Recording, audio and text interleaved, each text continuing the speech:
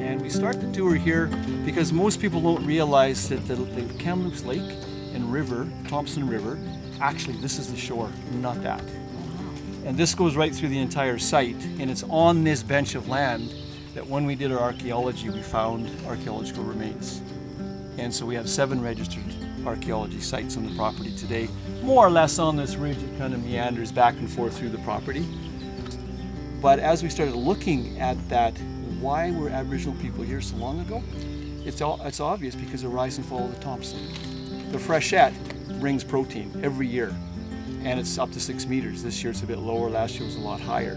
And that protein, of course, brings the animal life. So we came in a jet boat and it went from 10 feet deep in the river to 250 feet in the lake. That's where the silting is happening on that ledge. And then you have fish, it's a fish feeding ground, which is why we have such bird life. This is we call it a bird sanctuary, but the birds don't.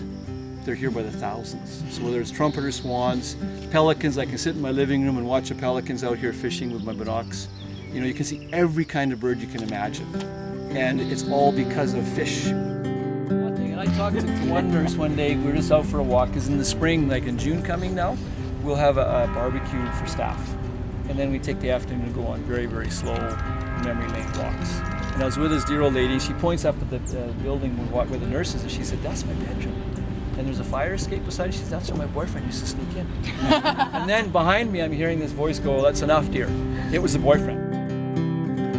And the reason they had that well is in the spring, the water gets so dirty, and it still gets dirty, we can't drink it. Even though we've got a very expensive high-tech filtration system, the laundry would take the water from there so that everything could stay white. And so that was the use of the well. But what it showed us is we have amazing groundwater.